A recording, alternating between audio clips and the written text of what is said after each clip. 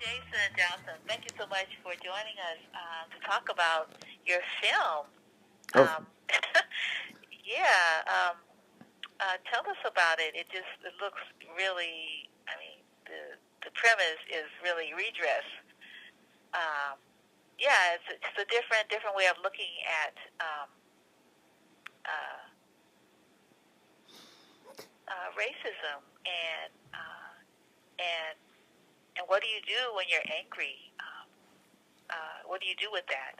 Do you take it out on the whole community because of the race of the person who did you injury? Um, and yeah, since I haven't seen the film, I don't know what happens with that, but I did watch it, and it looks kind of scary. But um, I noticed that your cast is like, wow. I mean, a lot of them live here in the San Francisco Bay Area, yeah. quite a few of them for that matter, which is pretty cool. So, why don't you tell us about the film, and then I'll read your bio, which is really, you're a celebrity yourself, and then we'll talk more about the work. So tell us what your film is about, Redress. Okay. Redress is about a Caucasian man and his wife and child.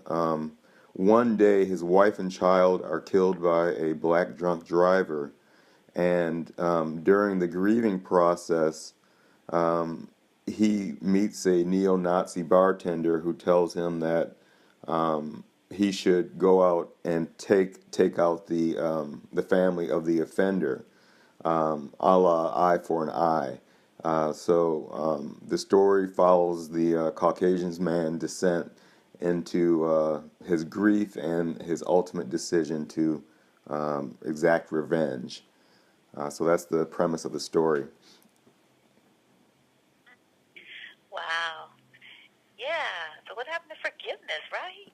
Yeah, it's these are really interesting times that we live in. I think that we, racism aside, we're also in a instant gratification um, time in our lives where we want our problems to be solved immediately, and I feel that those were one of the factors of me writing and ultimately making this story. Things happen and we don't really have control over it, but we it is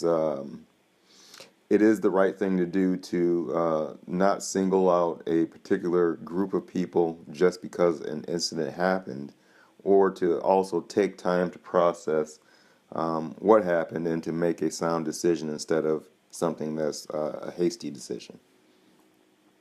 Mhm. Right. Yeah. And then if the person is the one who's grieving, in this case, the husband and the father of the deceased persons, if he's sitting in a bar drinking, then already, he's clouding his judgment, Mm-hmm. um, because you can't think straight if you're inebriated. Um, and just thinking, I was just thinking, even if he, sort of entered into once he finished being angry, a restorative justice um, model of looking at what happened, because no matter what he does, he's not going to bring back his wife and child. Um, Absolutely. yeah, and how does he feel on the end of that? I mean, we'll have to watch the movie to see. When is your movie opening? So I think that it will be done by the end of I'm sorry, the end of November, and Okay. we're gonna go ahead and enter it into film festivals, and we'll show it that way. Um, next next month on the 10th, I have a meeting with the NAACP, and they may be endorsing the film. And if that is the case, then we'll be setting up screenings through the NAACP for the purpose of watching the film and having discussions after the film. Mm. The National NAACP, or where at? Which one? Which chapter for the national? This is the regional one, so it's the Northern California chapter. Okay. Okay. Are But you in Northern California? I am. I'm actually in the East Bay area. I live in El Oh. Cerrito. Okay. Oh. Yeah. So yeah. Yeah, so that's why you know people that live here. Being your guest. Yeah. Okay. Yeah. Well, you earned your MA degree, Master of Arts degree in film production from Eastern Illinois University, and then you took a marketing position working for legendary film director Francis Ford Coppola. Um, you worked on several wine and food ventures, and then transitioned over to Coppola's film studio, American Zoetrope. Is That's that how you correct. pronounce it? Okay. Um, you worked under film producers Walter Murch, Richard Beggs, and Mr. Coppola himself. You took Coppola's advice to go out and become famous, and now you are famous Well, as a producer. maybe a local celebrity. Yeah, and as a freelance producer, is you work for Strike Five Films? Is that your company? It Strike is. Five. Okay. So, what films have you produced that we know, or that we don't know, that we'll know? We'll go look up afterwards. So I've let's see here. I've produced two feature films, and I've produced about 10 short films. The Oh wow. films that were features, the first one was called "Keep It Simple, Stupid," and it was a love story about um, kind of a wandering guy and a traditional Indian girl that eventually find love. Um, the second feature film was another Bollywood film called Pariharam, and that dealt with it was another love story. Many Bollywood films are love stories, just in case listeners don't know. But the second film was a love story that kind of centered around magic realism and a little bit of time travel.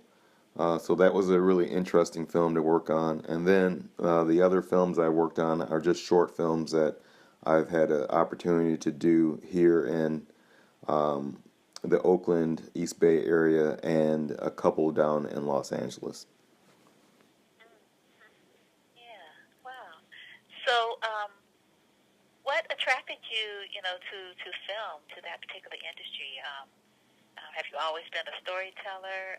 Did you like films, as you were coming up, from as a child into adulthood? So, what's the attraction of this kind of storytelling?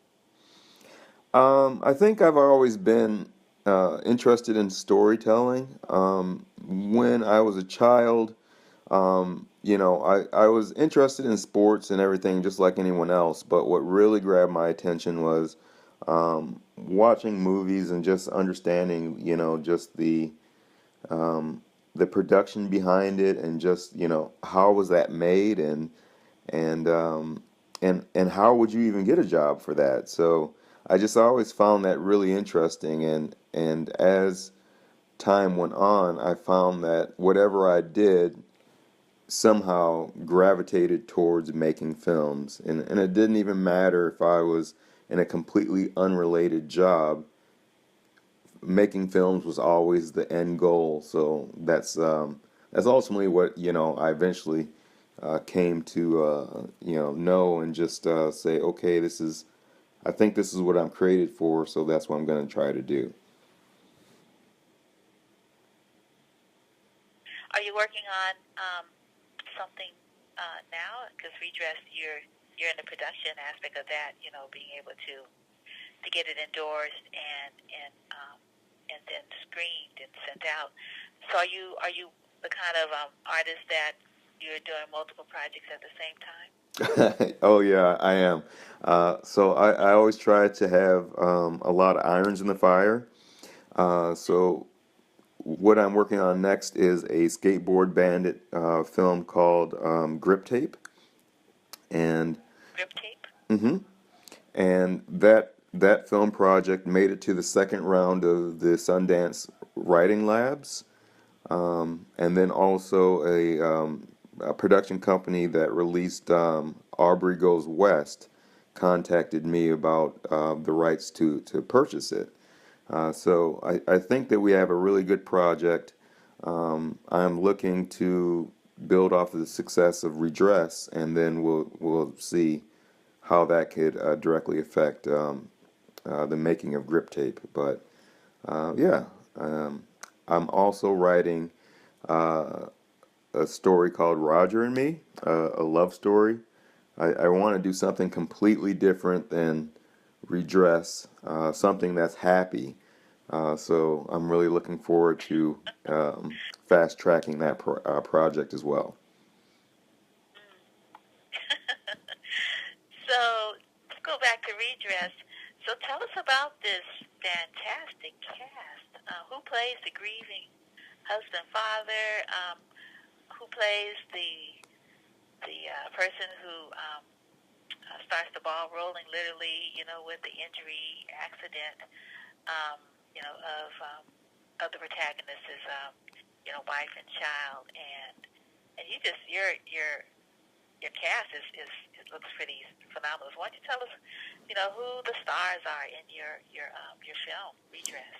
Yeah, so I want to say that without the help of Steve Nichols and Rosie Cruz Furden, our casting directors, we couldn't have gotten the talent that we had. But that said, um, the lead role is a great actor by the name of Jason Kyle. Jason Kyle, interestingly enough, is a comedic actor, and when he auditioned for this role, um, I told him that this is something that's completely different from the wheelhouse that that you're used to, but if you're up for it, then I'd love to have you because his audition was just so great. Um, and then moving on to our bartender, is a fantastic actor by the name of Mick Hodder. Um, and Mick actually just was signed. He's now a represented actor. Um, so I think that you're going to see a lot of big things coming from Mick, Jason, also Grace England, who played the mother in the film. Um, another wonderful actress, and Salai West, who is she's a star herself. If we're talking about celebrities, she's really the star because she is a runway model that appears at New York Fashion Week, LA Fashion Week, is on several magazine covers. So, we just overall we were really blessed by the talent and the people that wanted to be associated with this project, and just really lucky. So it made my job that much easier. So the person who's driving the car that is involved in the vehicular manslaughter, he's not even in the film, huh? No, actually, he's not. So how we achieved that? Because with the with the short film, you have a pretty limited amount of time to kind of build the narrative and to keep the audience's attention. So what we did with that is, like anyone today, a lot of people get their information from their cell phones. So in the story, we have a newspaper article with a picture of the drunk driver on it, and that conversation happens in the bar. So the picture is shown on the cell phone to the bartender, and that way we're able to introduce a character without physically having them there. Oh, okay. Yeah. Well, that's interesting. But then you have the daughter, portrayed by Soleil, Mm-hmm. and then you have the wife, I presume, portrayed by Gloria Stingley. Yes. She plays the wife. Yeah, and I know her work. She is awesome. Um, Yeah, she is great. so how do we meet the wife and daughter when and the husband is not in the picture? How do you do that part?